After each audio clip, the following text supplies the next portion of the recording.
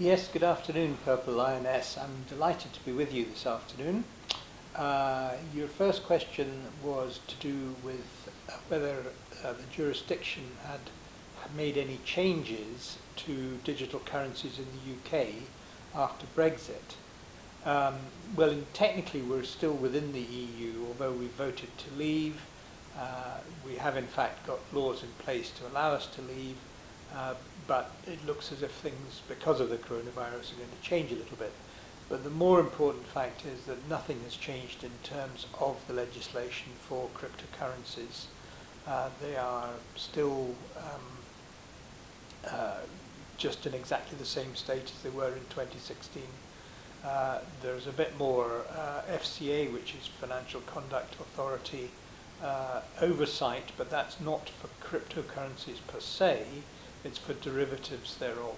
That's not something that we're involved in. But it's an interesting point. I mean, the regulations all over the world are becoming stricter, and really it's all down to making sure that the authorities know who has got cryptocurrencies and what they're doing with it. Right, so the second question is, what has been the biggest impact of COVID-19 on Scotcoin and crypto as a whole? Well, it remains to be seen very much. Obviously, we're still really in the early stages of what's happening.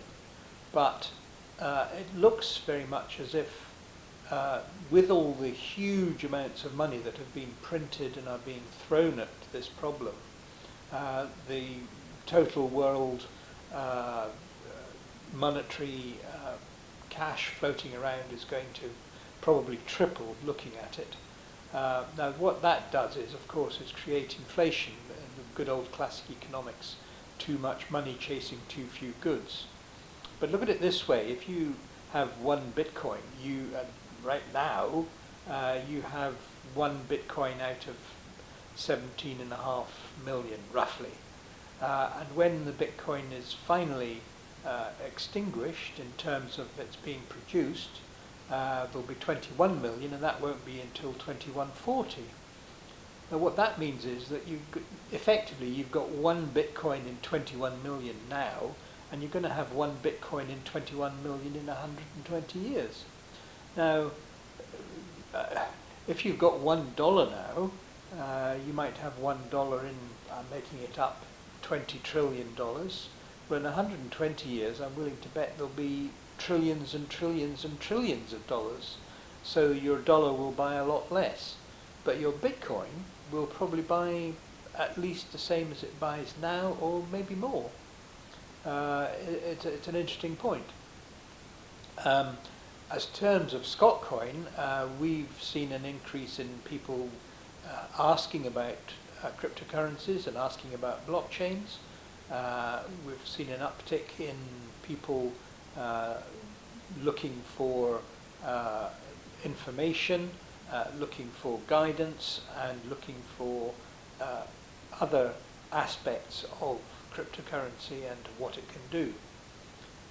And I can really only speak for Scotcoin, but I mean all the other cryptocurrencies would appear to be in a similar state.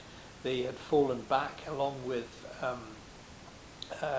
all cryptocurrencies fell back. Scotcoin didn't, because we don't operate like that. All the cryptocurrencies fell back with the stock markets falling down. Now what that really tells us is that in fact cryptocurrencies are another asset class. Asset classes are stocks and shares, bonds, jewellery, wine, art, all sorts of things, diamonds.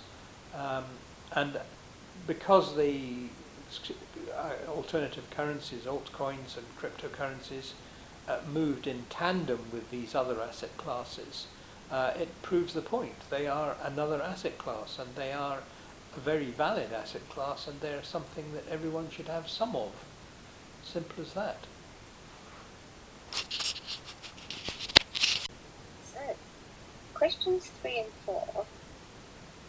Question 3 is, has lockdown piqued interest in cryptocurrency as a viable means of payment, not just for goods and services, but for wages and salaries? And question 4 is, are you ready for that? Right. The short answer is the lockdown has definitely increased interest in cryptocurrencies as a whole. Leaving aside for a moment the means of payment, one of the issues has been, you will have noticed that there's been massive amounts of money thrown at this problem.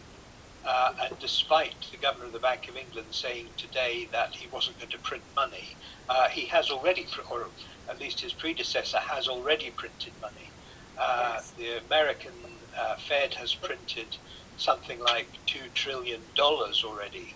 Yes. The EU has printed trillions of dollars, trillions of euros. The Chinese have printed trillions. The Japanese, you name it, everybody's printed incredible sums of money. Now, in a classical economic sense, all that extra money would create big inflation. But what has happened over the last, say, 10 or 15 years since the last financial crisis is inflation has been very muted.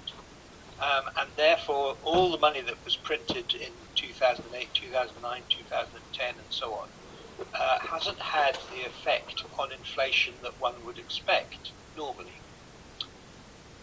I believe, and I can be entirely wrong here, but I believe that these sums of money which are now being talked about and have been produced will create an inflation over a time. Now, what that does is that means that if you've got a pound in your pocket today that can buy a loaf of bread, I'm just making this up, in 2 or 3 years' time, you might need £2 to buy a loaf of bread, which is what inflation is. You have more money chasing too few goods. The great thing about cryptocurrencies is that they are not inflationary. If you think about it, if you buy a Bitcoin today, there will only ever be 21 million Bitcoins. You will only ever have one of 21 million Bitcoins. But if you have a dollar or a pound today, and there are, making up, $20 trillion in circulation, and they print another 10 trillion, you're going to have not $1 in 20 trillion, you're going to have $1 in 30 trillion. And obviously that makes it worth less. So yes is the short answer. Cryptos have definitely got more interesting as time goes by and all this carry on. And part and parcel of what we are doing is to create an ecosystem where goods, services, wages, salaries, etc., can be paid for in cryptos. And the second part of your question was, are we ready for that? And the answer to that is that has always been what we have built into our new coin, which is very close now. Thank you. So, Temple, what about Scotcoin V3? Well, I probably need to give you a little bit of history here. We use the term V3 as a shorthand for our new Scotcoin that we are working on and have been working on for several years. The current coin, which is on the counterparty token, operates on the Bitcoin blockchain. And in order to make it work, you have to have Bitcoin, and if you want to trade it on their exchange, you have to have their own token, which is called XCP, or counterparty token. So all that's a bit of a faff and a bit of a nuisance, so we decided to do away with all that, and that's why we have moved towards an ERC20 token. Now, an ERC20 token is a token that sits on the Ethereum blockchain or on the mainnet. It can be either, it doesn't really matter. And there are various huge advantages. The first one is you can trade an ERC token directly for Bitcoin. You don't need an intermediary coin. You don't need to have an Ethereum coin in between it or anything like that. If you think of it as a foreign exchange, you can go into a foreign exchange shop and you can give them dollars in the UK and they'll give you euros. Well, it's the same idea with an ERC20 token. You can go onto a crypto exchange, you can give them dollars and they'll give you Scotcoin, Ethereum, whatever you want, or you can give them Ethereum and they'll give you Scotcoin, Bitcoin, or whatever. So it's a much, much easier and more efficient method of exchanging value. Basically, it works using what's called a smart contract. We already have the smart contract. We already have testing going on the coin itself. I would expect that we will have our new coin, which will still be called Scotcoin, within a very short space of time now. We've had various false starts, but I think now we're within a couple of months of it at worst. So the next one you had there was, can you buy stuff with it? Well, the short answer is you will be able to. One of the things that we have shied away from is because we knew we were moving to a new coin, we haven't set up strings of people to take what was the old coin, because all we would have to do is go around them all again and get them set up for the new coin. So once the new coin is out, there will be a complete set of people who are prepared to take Scotcoin for various things. We're having discussions with various quite large companies, for example, sports clothes and jackets and so stuff like that, and all sorts of other things as well, which will be available. You're asking us. You're asking whether we'll be able to use it on Amazon. Well, Amazon at the moment doesn't take any kind of crypto. I suspect that as time goes on, one of the things I have to say is, of course, this COVID-19 carry-on has actually stopped everything in its tracks. And there's lots of things that were in the pipeline which have simply stopped dead. But part of the problem with the COVID thing is, as I said, there's a lot of things that were in the pipeline. They have all stopped dead, and I would imagine that even when things start to pick up again, it'll take time for everybody to get back to where they were in the beginning of February, for example.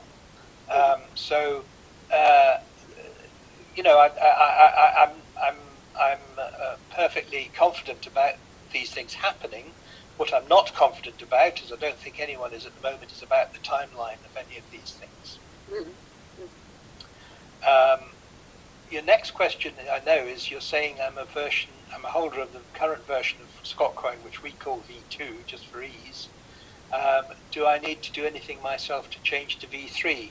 There's several sort of bits of answer to that. The first point is you will need a new wallet, and we will, when we go for the launch or the deployment, whatever you want to call it, we will provide you with the new wallet. You'll just need to log into it. You'll need to create your own, your own passwords and so on, and then you'll be ready to roll. It'll be a very straightforward process. And can I just transfer what I've got already onto that, or? No. What will happen? What will happen is that you will. I mean, this is all part, but you'll get all this information, obviously, in intimate, what I would describe as intimate detail. But what you will do is you will send your existing wallet address to an email we will specify. You will say, I've got X amount of Scotcoin, and we will check that that is true. We can do that. We're saying we disbelieve you, but we just have to check it. We will then send you an email which says, right, please send these Scotcoin that you hold to this wallet address. So you are selling your Scotcoin in exchange for your new Scotcoin, and those will go to your new wallet. So it's a very straightforward process. Mm-hmm. That sounds like fun. Yeah. It depends on if you have fun, but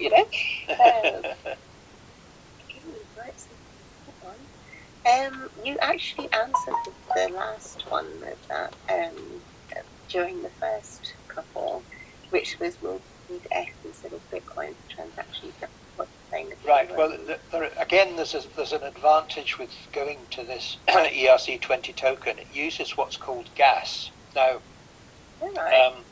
gas is basically just what's floating around. I'm saying in the ether, but I don't mean that. I mean in the cloud, if you like, of Ethereum. You may require to hold a very, very small amount. You won't actually spend it. It'll only be a tiny, tiny, tiny bit. You might, let's just say, you might have, say, $10 worth of Ethereum in your wallet alongside your new Scott coin. But that $10 will last you maybe, I don't know, 10 years. You know, it's not as if you need a lot of it for anything. It's tiny, tiny, tiny, you know, quarter of a cent, less than quarter of a cent that will be used to transfer. So it'll last for a very, very long time. As long as you don't make 50 million transfers, I suppose. Well, it depends how many transfers you're doing, obviously, but even so. For the average person, it would last for quite a while. Yes, yeah? yes, it would, yeah. Right, so that's all for B3 then, I think. So my next question was, how easy is it to set up a business and accept Scott coin? Right, well, again, there's sort of two parts to that. The first one is, if you are a physical retail outlet, it's very simple. Okay, so if you are a retail outlet, all that has to happen is we can send you what's called a QR code, and when you display that QR code in your shop, someone who comes along will simply take their smartphone. They will effectively cover the QR code with their smartphone, which will pick up the information. It will then effectively take you to a portal. You just simply say, I want to spend 1,000 Scott coin or whatever it is, and I want to send it to the address on the QR code, and you click yes, and it'll just all happen. So that it's very, very simple, and setting it up is very simple. The retail business needs a wallet. The QR code that you get is connected to that wallet, and it just all happens automatically. We have actually got one or two places that use V2, the existing Scott coin, using this very system, and it's very, very simple. Obviously, the easiest thing of all these things is to try and make it simple for everyone. Definitely, especially for people like me who are just not very good, and you know. But I might have a shot at some point to see. What are you talking about? What places do? Well, it's going to be all sorts of different places. I mean, we have a list of what I would describe of targets that we want to get to use it. We have, just for example, we have about 30 Indian restaurants roundabout who are willing to take it. They're part of a buying group. We've spoken to them. They're very keen to use it as a service, and like a curry. Similar sort of things. Sorry? I said I like a curry. Well, there you go. There you go. No problem. No problem. Okay, definitely. And so that's what I would describe as in the shop, as it were, in the retail shop. Similarly. I noticed that you offer marketing support to businesses accepting Scott coin. What form does that take? Right. Well, again, it depends a bit what the actual business is. Certainly, everyone who accepts Scott coin is going to be featured on our website. We will use our social media accounts and so on to mention people who are taking Scott coin for whatever reason. We had the intention of actually a pizza place in Glasgow. We were planning to have them and do a sort of test run with social media and all the rest of it, but again with this COVID carry on and them shutting down, that kind of all got blown out the water as well. So again, it's hard to know about these things, but we would certainly, I mean, one of the things we would probably do as well is that for people who are coming on board to sell product for Scotcoin, we would probably do an informational on them and put it on our website as well. And as I say, we would definitely be doing having them on our website, with their logos and a little bit of blurb about them and so on. And I don't know whether you heard, but we've actually done a very good deal with the radio station, which we won't be running until such time again as this COVID thing is a bit out of the way. But it's going to be talking about, Scotcoin for product. And so again, we would probably use that as a method of advertising for people who were taking Scotcoin. And again, just going back to the curry houses, it would be simply sort of saying, such and such and such a curry house is running a promotion this week, or whatever it might be. And so there's going to be what I would describe as connected marketing that will be available to people who use Scotcoin and to trade with. Okay, I am definitely getting involved in that as well. Anyway, the day when I can go to a curry house and say, yes, I'll just please, thank you very much. Well, you're not the only one. I am as well. We'll meet up together there. Well, absolutely. Why not? Why not? Yeah. If you can find an accessible one, then that would be fantastic. Right. So. Then, if you're then going on to do an online service, well, we were hoping we were going to use a company called Token Markets, but Token Markets, unfortunately, have had to close down. So we're in the process of going to be building our own, whatever you want to call it, eBay site, I suppose, for product, and people will be able to sell. Individuals will be able to sell their own products for Scotcoin on the site, or alternatively buy things for Scotcoin from the site as well. Yeah, and that was my question number 8. Sorry. No, you're okay. I just, I'm wondering, can I ask about timescales for that, or is it not? Well, we only found out about Token Markets, I think Thursday last week, and we asked them a few questions because we thought, well, maybe we'll just buy their site and use it ourselves. But the costs that they're carrying to actually run it are prohibitive. I don't even know how they got to the levels they are. I suspect it's something to do with the people they're employing or something. But we believe we can create a site which will be reasonable to run and cost effective. I would hope we might get that up and running within about 6 weeks, something like that. We'd need to test it and one thing or another, but yeah, about 6 weeks, I would think, with a bit of luck. And I can just come along with my shop and just. Yeah, you'll have a unique reference for yourself. You'll log into the site in the same way as you do with eBay. You'll log into the site and you'll put on whatever it is you want to sell or whatever you want to do, and that'll be it. Okay, sounds fantastic. Right, I'm definitely going to get involved with that more. My update about that then, when it's all up and running and I've sort of added my things to it, then I might do something on that. Question 9, because we've sort of answered question 8, is should we be paying more attention to blockchain?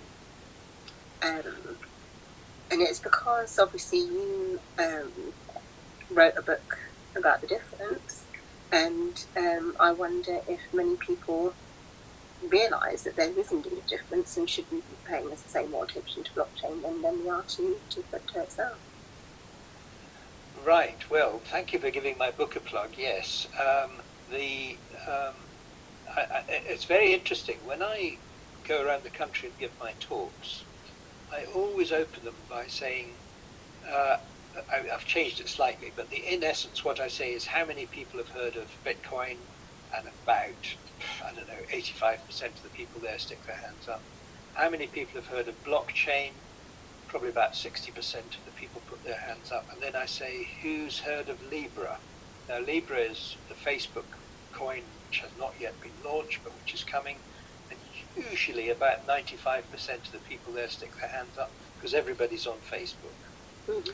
So what that tells me is that people don't have a knowledge of blockchain, but they probably have a knowledge of Bitcoin, because the concept's quite easy. It's just some more money, so that's quite an easy concept to understand.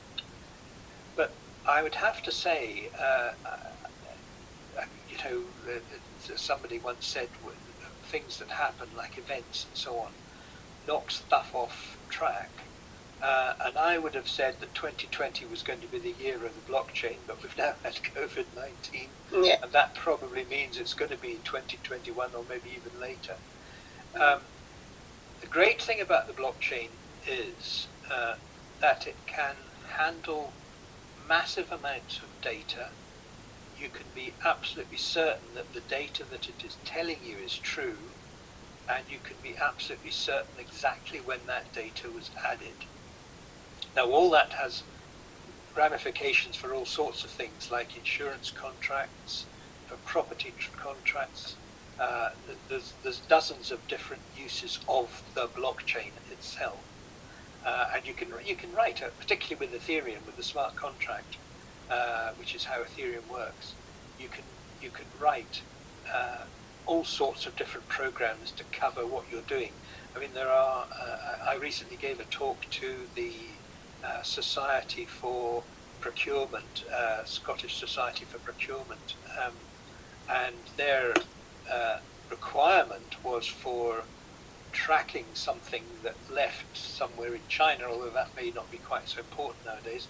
And you know, it got on this boat, it got on that train, it got on that truck, and it ended up somewhere else. And they needed to know at any given stage exactly when and where it was going to be available. And the blockchain does that so much better than carting around bits of paper. I was very interested when we were having all the discussion about Bitcoin, and everyone was saying, "Oh, everybody will be absolutely inundated with, you know, paperwork, and oh, this, that, the next thing." There's no necessity for the paperwork whatsoever. If at the point where the trucks are loaded, the information is put onto a blockchain, which after all is just typing a few words in exactly the same way as you would do for a piece of paper, put it on the blockchain, send it along. If you've got a custom seal on it, as long as the custom seal isn't broken, you know what the blockchain says is true. If the custom seal is broken, that's a different question. But in general terms, it's absolutely no problem. You can say this is. Oh, that's interesting. This is in the truck. This is where it's going. This is where it came from, and that's it. That's all you need to know. You don't need to know anything else about it. And blockchain will, without any shadow of a doubt, particularly for that kind of thing, become really important and will. You know, again, there was the thing about Northern Ireland and Southern Ireland and the rest of Britain and all the rest of it. Well, again, it's only a question of putting the information into the blockchain. Once it's there, it can't be changed, provided the custom seals are not broken. There's no issue, and so I'm very confident that as time goes by, blockchain will become more and more important for all sorts of reasons. I'm going to have to ask, what's a custom seal? Ah, right, okay. On the back of a lorry, you know how they have big doors and they have bolts and so on that go across. When you load, for example, supposing you're in Germany and you load a truck that's coming to the UK, you want to be sure that somebody doesn't get inside and, well, hey, you want to be sure nobody gets inside and steals anything, obviously, but you also want to be sure that what has been loaded into the truck is what is going to get delivered at its end point. Now, basically speaking, what you do is you close the doors of the truck, you put a chain through it, you put a lock on it, and you put what's called a customs seal over the lock. Now, all that really is it's like, think of it as, sealing wax or something like that. It goes on the lock, it gets a stamp on it which says, policeman so and so and so and so, or customs man so and so and so and so, put this lock on such a time and such a date. So it's actually guaranteed that that's what's happened. Now, the only way you can get in through that is you then break that seal. It's not, you can't sort of take the seal off and open it and put it back together again. If you break that seal, that is then obviously a truck that has been entered by somebody. As long as the customs seal, that customs seal I'm talking about, is not been broken, then you know for sure that it's all absolutely okay. And so what is inside there is what is said on the blockchain? Yes, exactly. Yeah. Okay, very interesting. Thank you. And my last question then is, what next for Scott Coin? Right, well, our next step is, as I've been saying, is we're going to have our new coin out. We're in the middle of testing it. We know it works, we know it's fine, we know the contract it's on is fine. We have various other issues to deal with, but basically speaking, it's all working.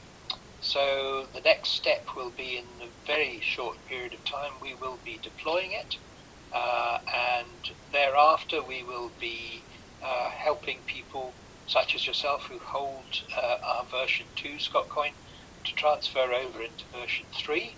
And then we hope we will have a bright future for all concerned. Which you are all working very hard to achieve, aren't you? Well, we certainly are, yes. I seem to think so. Well, thank you ever so much for that, Temple. I do appreciate it. It's pretty much we've answered everything and covered everything. And I would then say to anybody who is listening to this to watch this space for Scott Coin, because there's a lot going on. And